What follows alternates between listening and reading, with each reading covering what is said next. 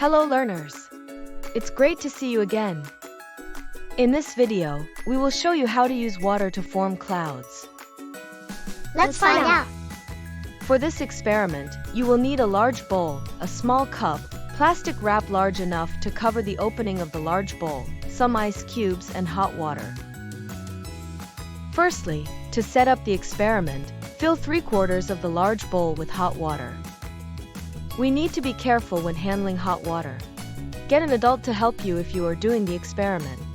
Then, place a small cup in the center of the large bowl. We have also added some blue food coloring so that the water can be seen easily. Next, cover the opening of the bowl with plastic wrap.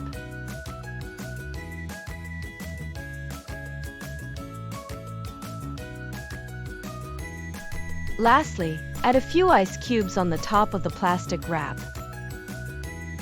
Pause and observe what is above the surface of the hot water. What does it look like?